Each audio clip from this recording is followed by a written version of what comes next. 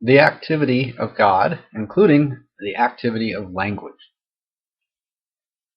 What I'm about to read is a reply to a comment on another blog of mine. There's a link there if you're looking on the blog.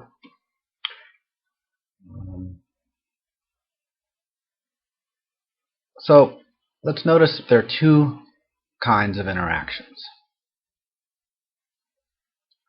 First, there are direct physical interactions that we're familiar with, like the electricity pulsates through the speakers and moves the magnets of the speakers, and that presses the air, and then your ears can hear or can sense that change in the pressure, and then the neurology interprets those changes in pressure and so on. Other physical interactions would be things like the heat of the sun on the surface of the earth, shaking hands, two people shaking each other's hands, or the power of gravity. So those are direct physical interactions. However, there are also interactions through the medium of language. And I know everything I was just saying was me speaking and you hearing it, but the activity of people shaking hands isn't linguistic. Me talking about people shaking hands, of course, is linguistic, and that's happening through sound and through neurology and neurochemistry and so on.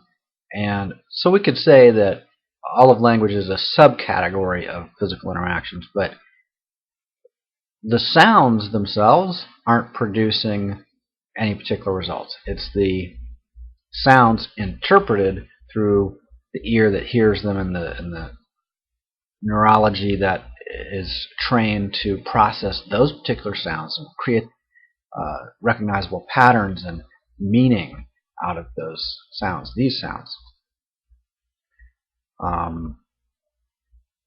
We don't really know what happens. I don't know how language was formed. I don't know how I'm making the sound ooh. I just have the intention to make the sound ooh, and then it happens. I notice it happening.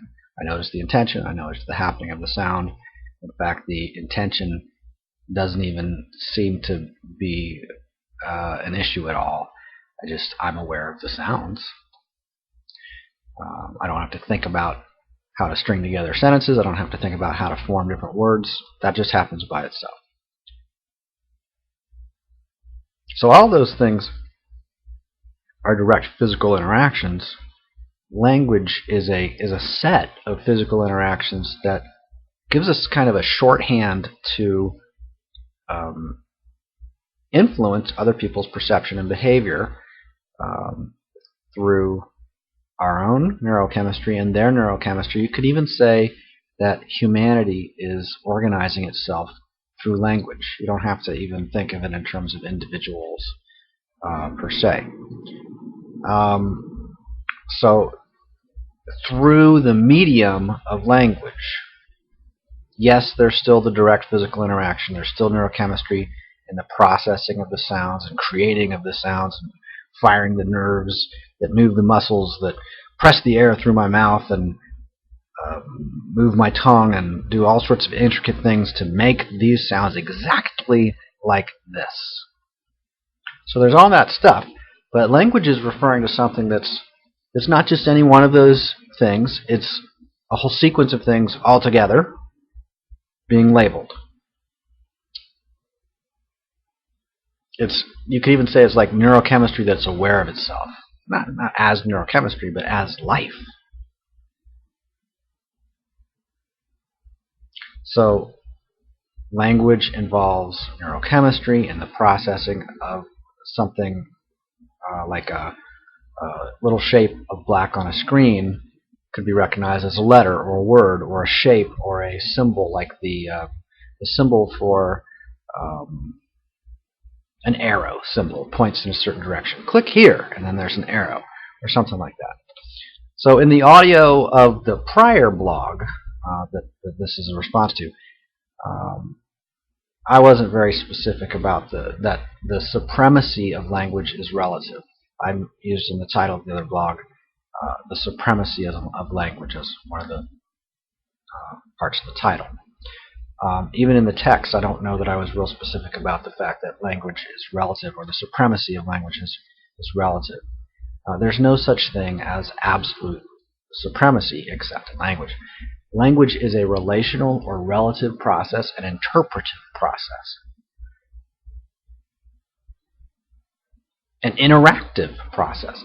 The supremacy of language is relative. It's supreme over a certain limited sphere that is the sphere of language, basically, or the sphere of the influence of language.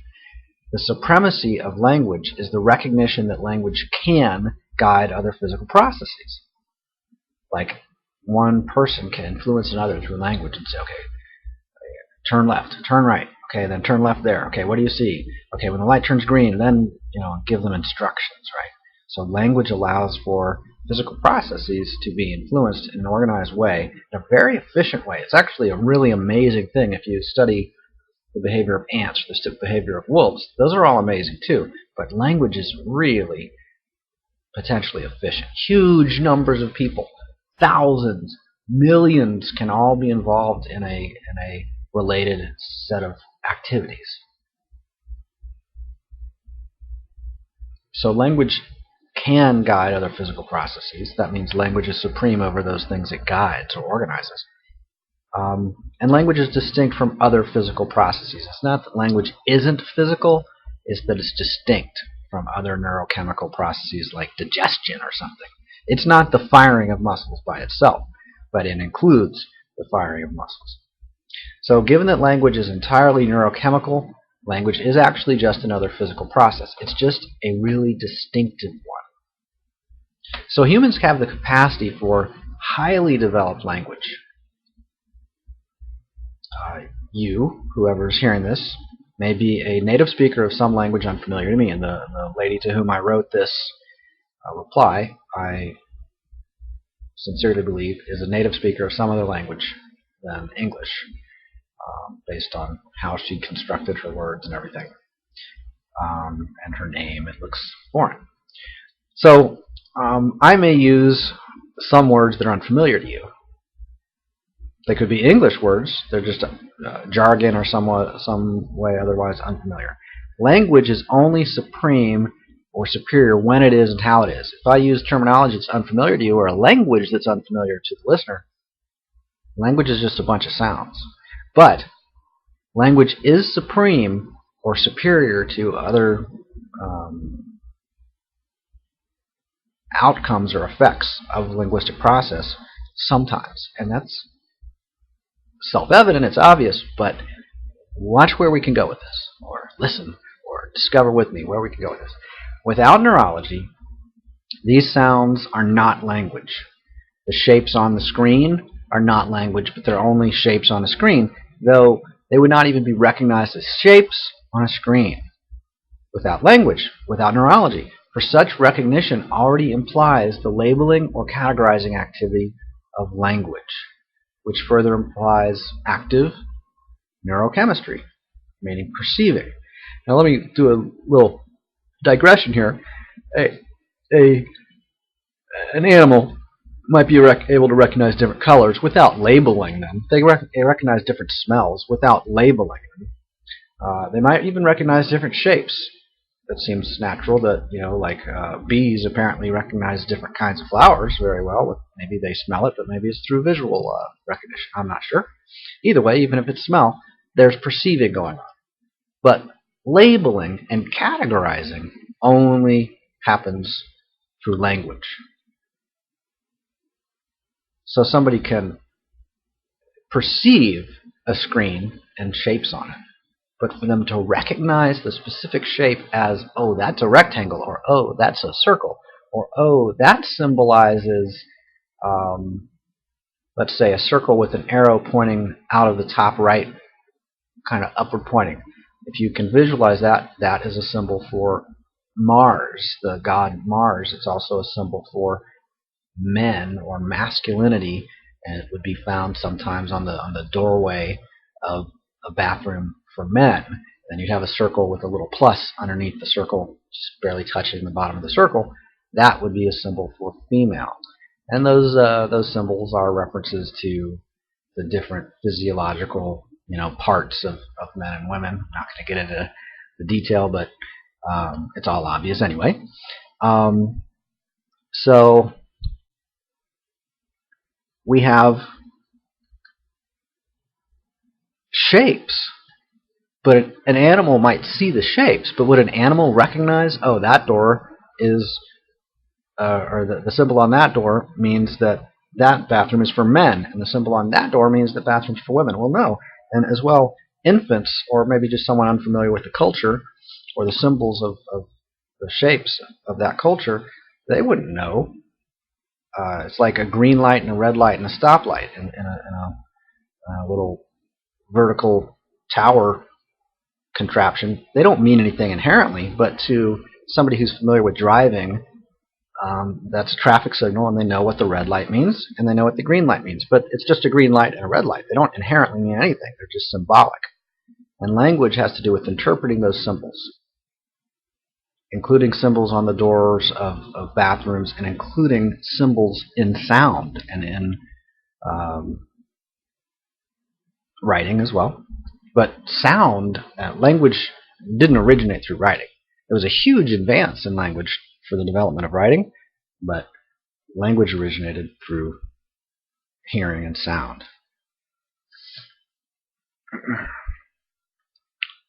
So back to the idea of the supremacy of language. One of the ironies of the title of that prior blog post about the supremacy of language is that the word supremacy is so often presumed to be absolute. This is one of the subtle points. That's one of the subtle points of this content, the blogs, the audios, etc., the variety of stuff I'm doing. Supremacy is just a word. Absolute is also just a word. The absolute supremacy of God is an entirely valid phrase in language, though it is entirely linguistic, as in neurochemical. It's just a bunch of sounds. The absolute supremacy of God. Okay, that's just a bunch of sounds. But neurochemically, it can produce a experience. It creates a idea, we might say, a perspective, attention to a particular kind of experience, right? I don't even know how to describe that, obviously. But the neurochemistry responds to, for somebody who understands English, the neurochemistry responds to the words, the absolute supremacy of God. And it might be said, the absolute supremacy of God. It can be said in different ways. That's in the sound. It's not in the words themselves. We could say that's in the spirit, which forms the words. And that is actually part of the point, that there's a spirit, a Holy Spirit we could call it, God, which forms language, which forms words, which forms the sequence of sounds that we call speaking. So the absolute supremacy of God is an entirely valid phrase, though it is entirely linguistic, as in neurochemical. Without the neurochemistry, it's just a bunch of sounds. It's just a sequence of sounds. Language itself has no direct influence over anything but neurochemistry. We could even say it has no direct influence at all. Language has no direct influence over clouds and how they form, over puppies and, what color hair they have, or how many hairs are on their head. Language has no direct influence over anything at all. It's an exclusively indirect influence through neurochemistry. It's a medium of influence. We could say language and neurochemistry are, language is like a subcategory of neurochemistry, let's say, or neurological processing. Language is certainly a form of neurological processing, just as smelling or hearing is a form of neurological processing. So can the words of a particular language, the spoken sounds, can they themselves alter the activity of clouds or puppies, the number of hairs on someone's head, directly? No. Language as a bunch of scribbles of ink on a sign is powerless. It has no power, just as the shapes on the sign or as the sounds themselves. Not through the sound waves themselves. Only through the mechanism of neurochemistry. It can be, maybe it's carried on the sound waves, but it's not. Consider that it's not the sound waves themselves, because a recording of someone speaking, may reproduce with very high fidelity the sound waves. Someone speaking when there's a bunch of noise in the background may make it very difficult to hear what's said, but there can be an influence in consciousness. Even without speaking out loud, consciousness is always influencing consciousness. So, language has influence only through the mechanism of neurochemistry. The neurochemistry can convert the sound waves or shapes of writing into another form of energy. It is real energy, it is real influence, but it's not the actual sounds or the shapes, right? It's something else that happens within the neurochemical process. It's through language that bridges are built. No bridges have ever been built without people planning it, talking about it, and building them with the support of language. Or consider that the best and most interesting and longest lasting bridges clearly had language involved with their creation. It's through language that soldiers can burn down bridges. A bridge can fall apart on its own over time, but the life of the bridge, not that the bridge really has life in an organic way, but the life of the bridge, metaphorically speaking, can be begun and ended by language. In fact, before the bridge is created, someone may think of it and talk about it like it's already there. And then we're going to build a bridge over this gap right here, over this canyon, or over this stream. And they start talking about the bridge we are going to build over this stream or this canyon. It exists in language first.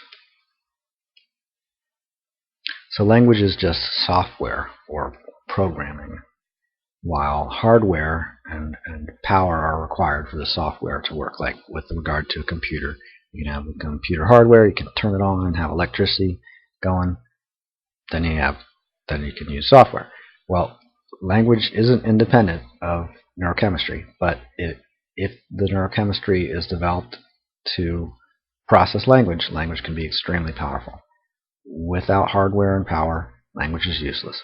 But how useful is the hardware with electrical power but no software? Like computer hardware without software, it's not that useful. So while neurochemistry obviously does lots of things besides language, there are particular things that neurochemistry is capable of if language is developed. And that has been what's happened. Language has developed. This is it. It's present now. Even when nothing is being spoken, the capacity for language is present.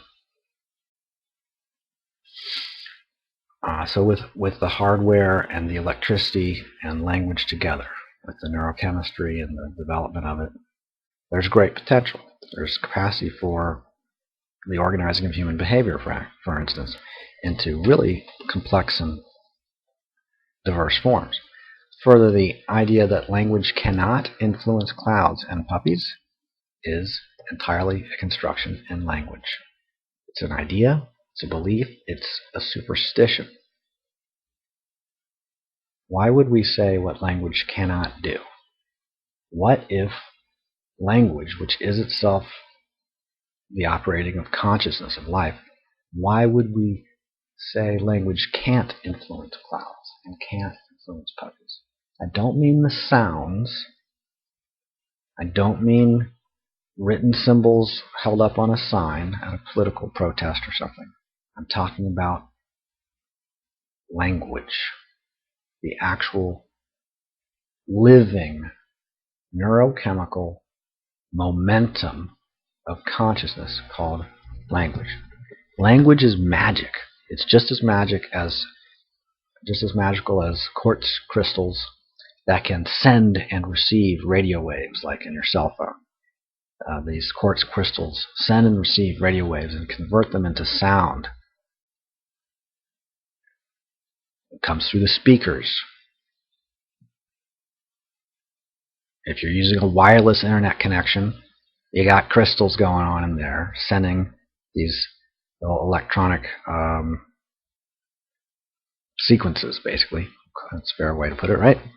So they're transmitting these radio signals, and then that's being interpreted and converted into sound on radios and TV screens that are using antennas, and on cell phones. And if the TVs are using a cable wire, or even playing from a DVD or something, well, it's still amazing, this process that's going on. It's magical. Language is magical like that. In fact, everything is really amazing. Clouds are amazing. Puppies are amazing. Now, the crystals, when I say the crystals can send and receive radio waves, well, the crystals do not really do anything. They just reverberate or vibrate, or they're mediums for this transmission and reception of waves, what we call waves of radio, or radio waves. And then those are formed into sound waves. It's all just a bunch of different kinds of waves, light waves and all that. So the crystals don't really do anything. We're going to come back to that idea later. So what my correspondent Teresa had actually written was, I do not agree that language conditions. A behaviorist traumatizing a human individual would try to use the euphemism. Language does it. No, the trauma does it. I don't really understand the question of supremacy, so I've already addressed some of that, but I wanted to throw in her comment there as a preface to my response here, including as a reference behaviorism and trauma and so on. So as for behaviorists and trauma and operant conditioning, you're familiar with those psychological terms, everything is conditioning. To call one thing trauma and something, sub-traumatic conditioning, that's just relative. It's all conditioning. Everything is conditioning. Everything is influence. There's nothing that happens that doesn't influence everything else. When language happens in some neurochemical processing, how can that not affect clouds and puppies and firing of muscles and everything? Life is continuous. There's no fundamental separation between this side of the room and that side of the room. That's just a linguistic categorization. There's no actual separation. The room itself doesn't even exist as a separation except in language. Everything in life is totally continuous. So let's consider the word momentum. Momentum means an existing movement, a prior movement that's continuing. Psychologically or spiritually, an existing momentum is called a motive or karma. Motive like motion, like movement, like momentum, like motive, like karma. Karma means the moving of energy or force. Motive means the moving of energy or force. Momentum means the moving of energy or force. You are the moving of energy or vital force. This is the moving of energy or vital force. This sound, if there's a person speaking here, that person, this person is the moving of energy or vital force. You do not have karma so much as you are karma. You are the moving of energy or vital force. In the absence of karmic activity, there's no linguistic activity, neurochemically, of an identifying of an isolated self. Everything that happens in language is like karmic. That's not necessarily the best way to put it, but consider that we learn how to speak, and speaking just happens by itself. And when there's a presence of a persona, when there's that sense or experience of the presence of a persona, that's karmic activity. And language begins developing through that karmic stage. There's, to the best of my knowledge, there's always that experience of the isolated persona, that karmic experience, prior to any other later stage of development being possible.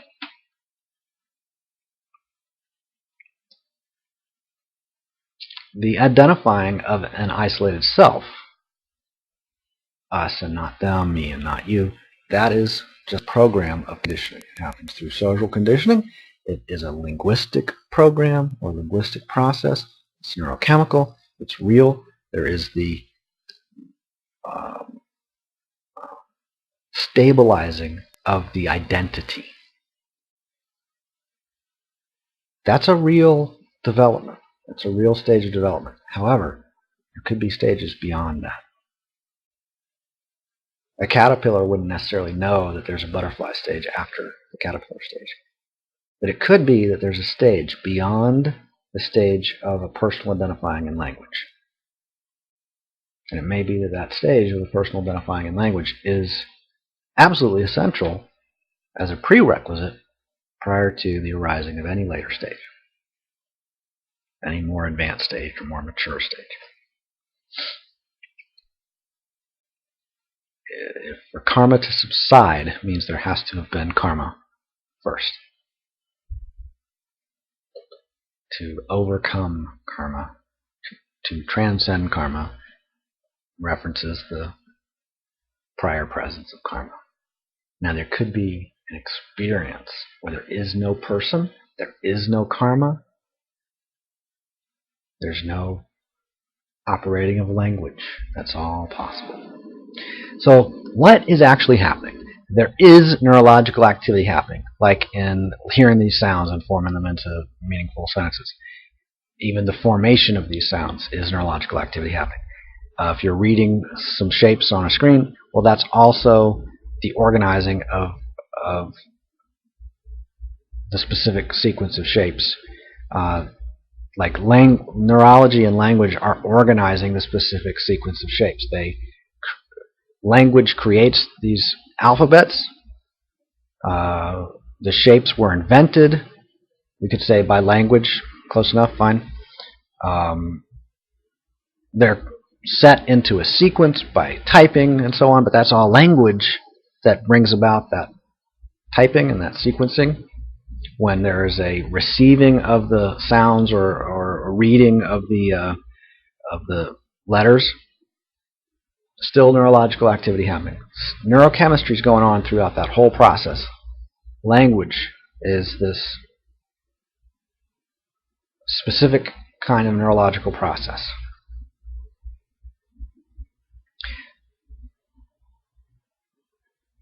So this linguistic activity, this neurological activity, this is the activity of language, what could be called logos, what could be called God's will, what could be called God's karma. It's totally different from an individual personality's karma.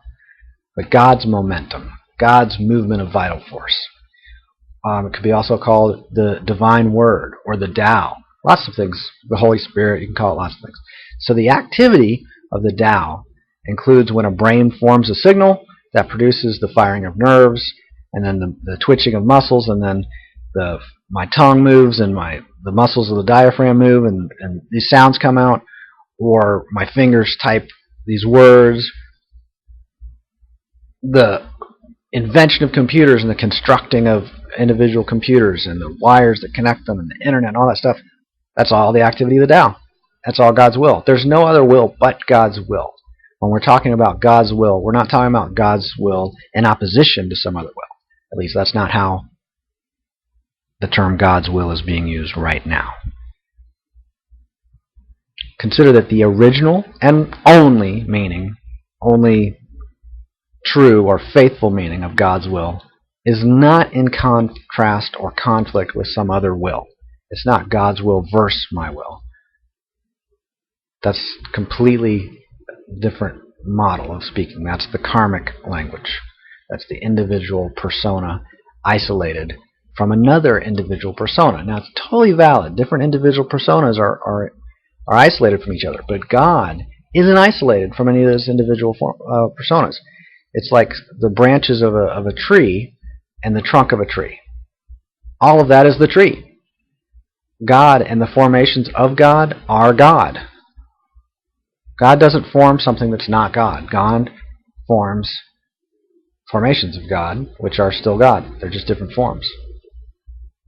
The branch grows. If you look at a branch of a tree on Tuesday and then look at it again on Friday, or look at it a month later or a year later, it's going to look different over time, right? But it's always the tree.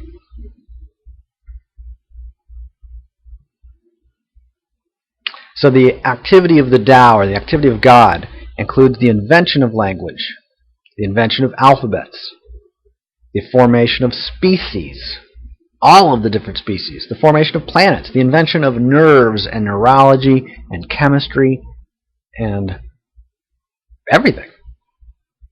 Name one form that isn't formed by a source, by life, by God, by nature, by the Tao, by the divine will. Every form, everything that's labeled in language is a recognition from and through language. God's the one who we reference when we're talking about what creates language. God. That's the word for what creates language. So words can present a hierarchy or chronology, like this came first and then this, or this is superior to that, this is the supreme thing over that. Well, those will still be a bunch of words. When we form a hierarchy or a model or a chronology, those are going to be a bunch of words, but it may be useful to explore this model. One hierarchy is that the originating category of Tao, or God, or life, or nature, forms itself into a subcategory called heaven. Like a seed sprouts into a trunk, God declares the presence of heaven into experience. Next, the subcategory of heaven, which is still God. The subcategory of heaven branches and branches more, and then keeps branching, and eventually forms itself into humanity.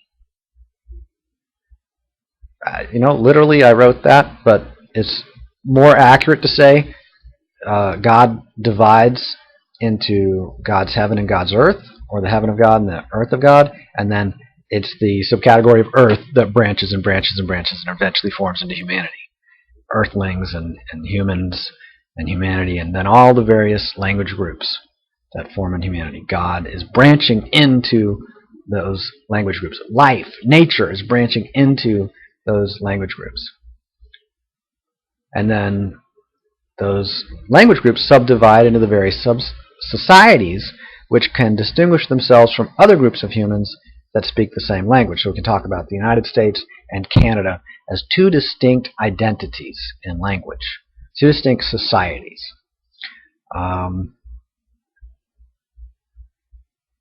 So God, I know what I was going to say. So God is in all of the branches of God, all the formations of God.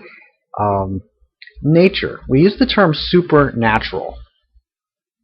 Because of the term supernatural, I tend not to use the term nature to describe the source, the origin of all this stuff. Because we have this term called supernatural, which means outside of nature or superior to nature. Well, then we would say God creates heaven and earth. And what we mean there by earth, when we translate these old Hebrew and other ancient scriptures, that is what a lot of people would just call nature. So when we say the supernatural, we actually mean the heavenly or the divine. That's fine. God created divine and mundane. Before there was the distinction between divine and mundane, there was God. Or we could say the divine created the distinction between God and anything else. That's fine too. But just recognize there's something before language that continues through language. In the beginning, there was the logos or language, and there was that which creates language. Which beginning? Not the beginning, but the beginning of experience. Before there was any labeling, before there was any language, or at the first instance, there was language. When language began, there was language, and there was already God. There was already the source of language. There was already neurology. There was already life. Right? Before there was perceiving of some other, some object, there was already life. Before there was a labeling of some particular part of life, there was life. So what divides the social organization called the United States from the social organization called Canada? It's just a linguistic division. To the extent that both are subcategories of the speaking of English, we can say that the boundary between them only exists within the English language, or as a subcategory of the English language. It's not that there isn't a meaningful division or distinction. Of course there is, but only within language. A Native American may call both societies of Canada and the United States group them together and call them the European colonial occupations, or the European colonial occupation. Just put it as one occupation instead of lots of occupations. That's just the European colonial occupation going on there. The European branch called Canada, and the European branch of occupation called the United States of America. But to the Native American, they're both foreign. They're both maybe considered unjustified or invalid. They're just English language claims. The English language social organization called Canada is just a claim in language over other social organization language claims in different languages. And it's pretty legitimate to say that, generally speaking, English is the language that dominates North America. We have a little French. You have certainly a fair amount of Spanish, especially in Mexico, if you count that as North America. But none of the Native American languages are particularly dominant now. And we can just acknowledge that. So a Native American can call both societies, Canada and the U.S., as the European colonial occupation, which is an entirely valid linguistic construction in whatever other native language may be used. And that language can be translated into English, and we can say the English words, the European colonial occupation. But it doesn't make a lot of sense to say that from the perspective of a European. This is Canada, and that's the United States. We don't think of them as colonial occupations. The natives might, but Europeans wouldn't. And within the construct of the English language and English culture, English society, this is just the United States and Canada. So what divides the state of California from the state of Arizona?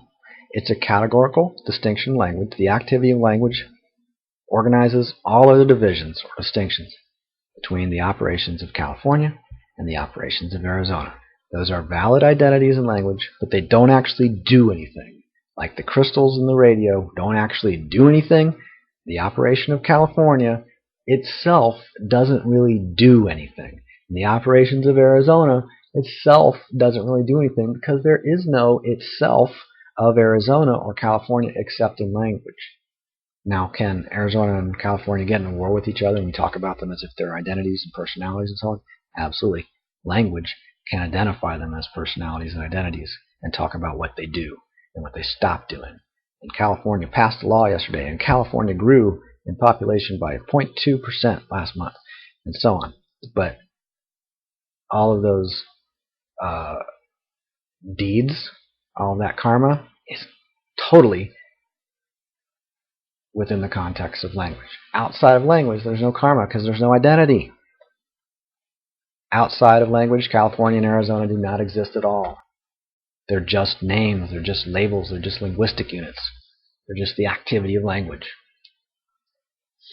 So, these are like branches of a hierarchy, the stuff I'm talking about. There's the Tao, there's heaven, there's society, there's the English language, then there's this identity within English called California or Canada or whatever.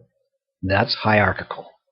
God divides into heaven and earth, and God as earth divides into various neurological momentums, which God as earthling calls language, which is already the use of language. And then God as earth and earthling and language, those formations of God called earth and earthling and language further subdivide into individual societies, or the states or nations or whatever, or into individual organisms, or into personas and personalities, or into IBM and Kodak. Those are identities, corporations, persons as in personas. They're legal, they're linguistic, but that's all. There isn't a California outside of language. There isn't an IBM outside of language. There isn't a Teresa outside of language.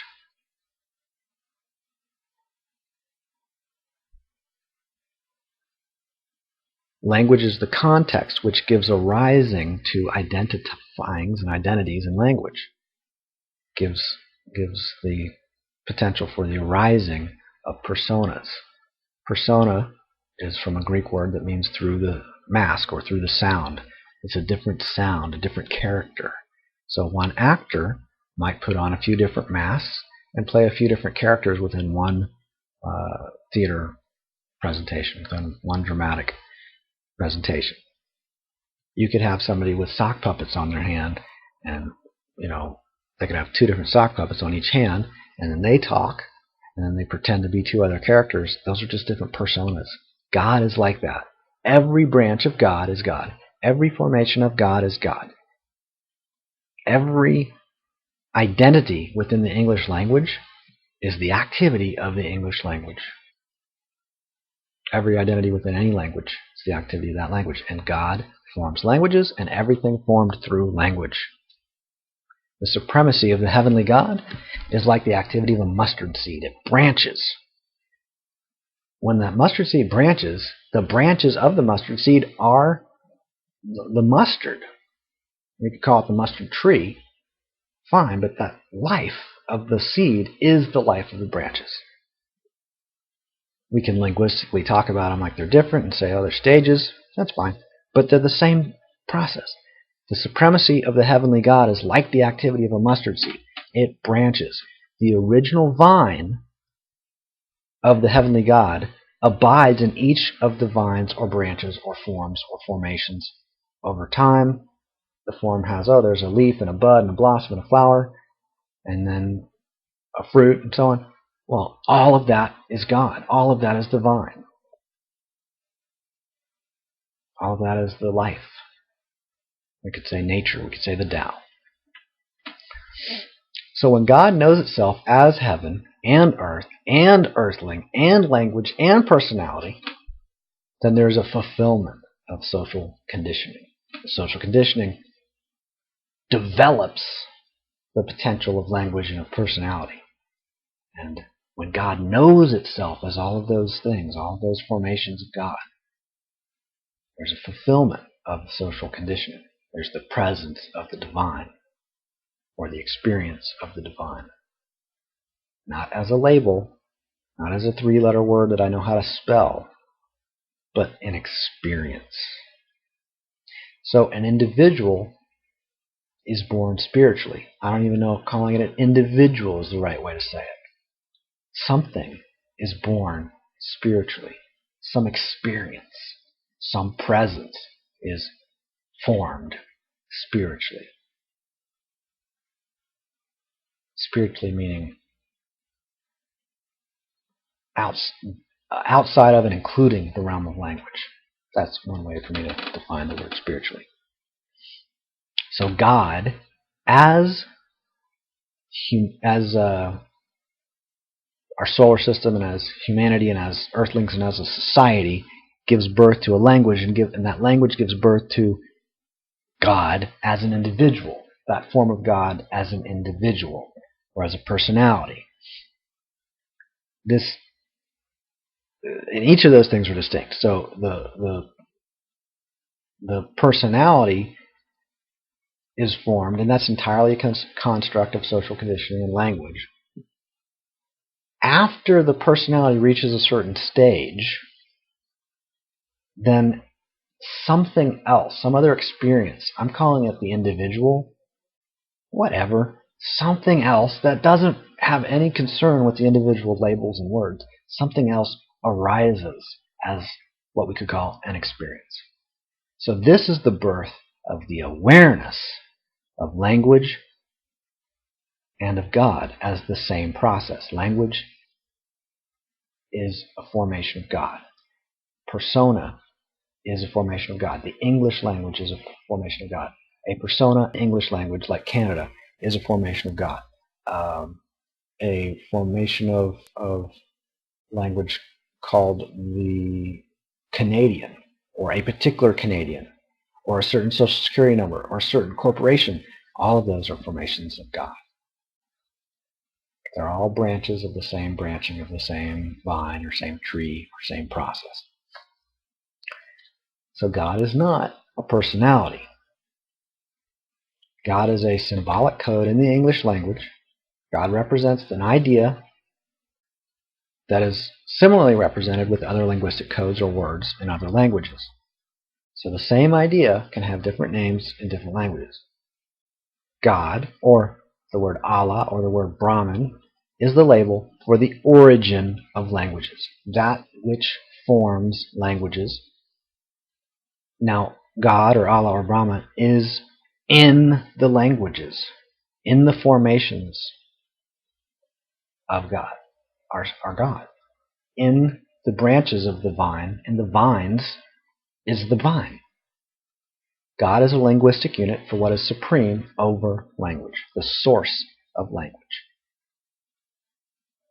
What language calls the source of language is God, or Allah, whatever.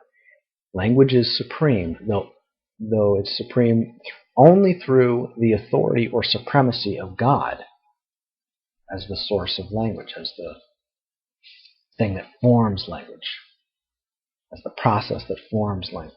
That's God.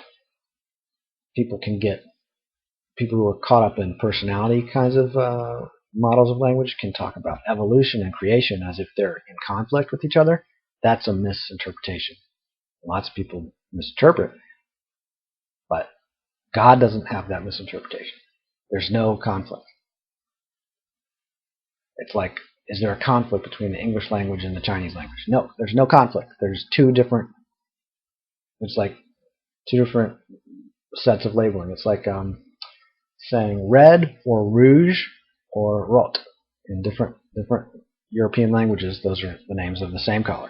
You could say red and maroon. Is there a conflict? No. Maroon is a subcategory of red. There's no conflict between red and maroon. There's no conflict between creation and evolution. That is a experience, that idea of a conflict as an experience, but it's not inherent. There's no inherent conflict between maroon and red. They're just linguistic labels. So God is the linguistic unit or word for what is supreme over language. Language is supreme, but only through the authority or supremacy of God. What is language supreme over? It's supreme over all of the activities of language, all the formations of language, all labeling, all categorizing, all the organizing that happens through the linguistic, neurological programming or structuring of experiences, attention, perception. Language rules human perception.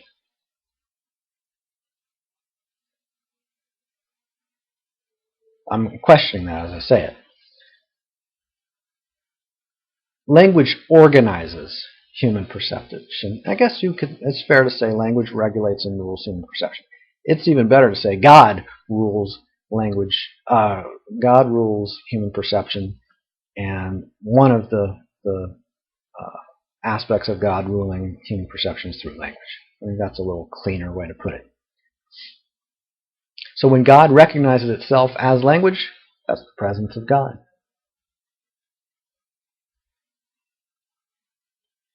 one can recognize that there is only the presence of God in many forms. There's no other presences.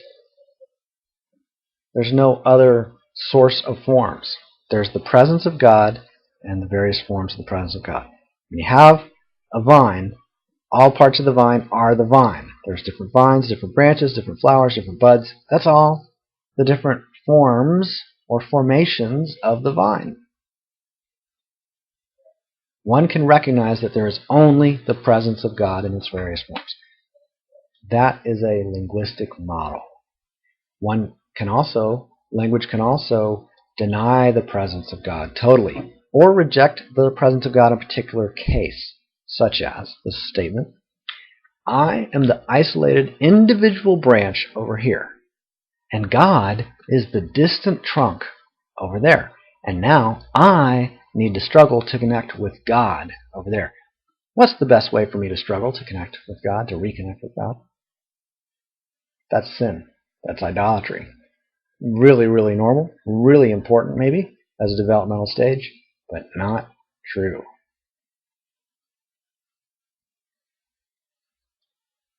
It's a model of interpretation. It is a possible experience, but it's not inherently true. Again, it's all just a bunch of language. That language forms certain kind of experience. In other words, that language about reconnecting with God or something, that's all just a variety of forms of the activity of God. God is the one who pretends not to be godly and to need to get redemption and salvation and be reconnected with God. That's just God's activity. God can form that experience.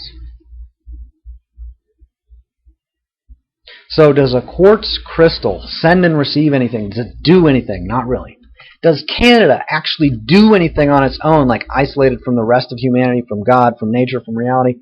No, not at all. Canada doesn't exist outside of humanity, outside of the English language. There is no Canada. When someone says, Canada today created a new proposal, blah, blah, blah, blah, that's English language right there. Canada created blah, blah, blah. That's in English language. The English language created, Canada created a new proposal today, a new plan, a new agency, a new ministry, whatever. Do I do anything only as an instrument of God or an agent of God or a formation of God or a expression of the will of God? I don't do anything. I'm not even real in an absolute sense. I'm just an arising in language. What language? English. So, the language that recognizes God within, the language that recognizes that language is the operating of God, is distinct from the language of the isolated personality that does not recognize the presence of God within, that does not recognize the presence of God as language.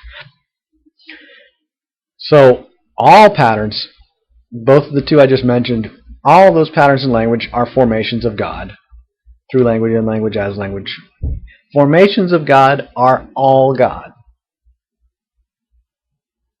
All of the vines of the vine are the vine. Formations of God can construct patterns in language of, I am not a formation of God, but only a formation by God. That's what God can do through language. Construct patterns like that, construct experience like that.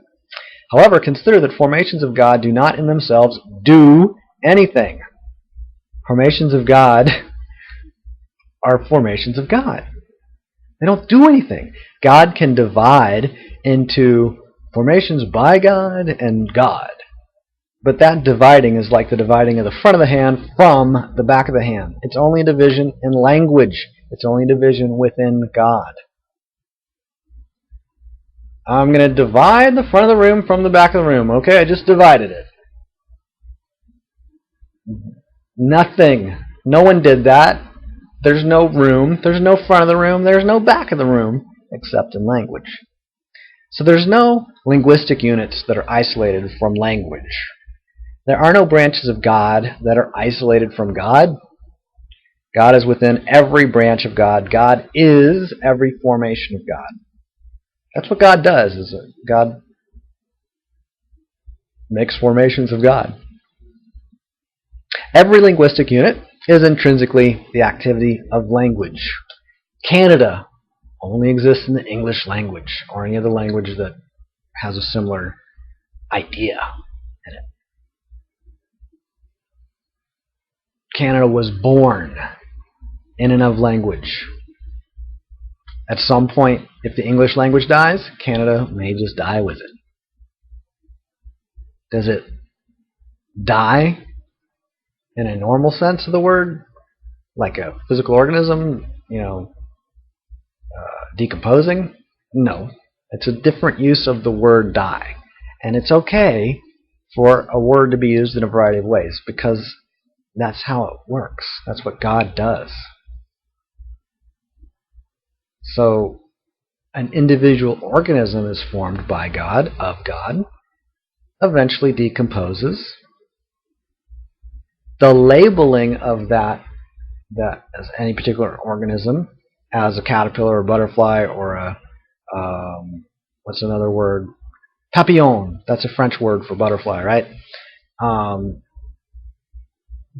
Those are just labels. Labels don't live or die. Canada doesn't live or die in an absolute way. Within language, it's useful to say the birth of Canada and the birth of the butterfly. But the individual organism is part of the species. You can't have a branch of a vine without a larger vine. You can't have an apple, a piece of fruit called an apple, without it growing off of a branch of a tree that's an apple tree. The tree is fundamental. The individual, or let's say this, the personality, even the physical organism, it's not fundamental. It's a branching of something else.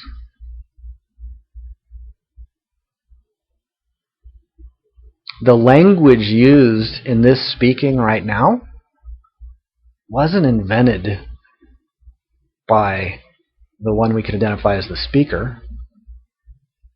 This language has been around a long time, hundreds of years. The organism physically that we would call the speaker, that's a few decades old. Language is the mechanism of culture. It's the mechanism of nature, and it is a subcategory of humanity and a subcategory of earthling. We as God, as humanity, as societies, we do not recognize any other species as having language. We recognize other species as having perception. We could say God is perception.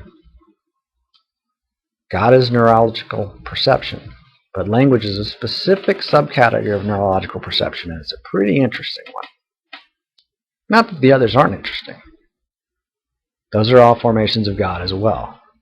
But language can recognize formations of God as formations of God. And language can produce formations of God in its activity. Language can create new formations of God. Language can invent new names for things. Language is extremely intelligent. It's amazing. It's interesting. It's ridiculous. It's confusing. It's nonsense. It's boring. Anything that language can say about itself, that's the activity of language.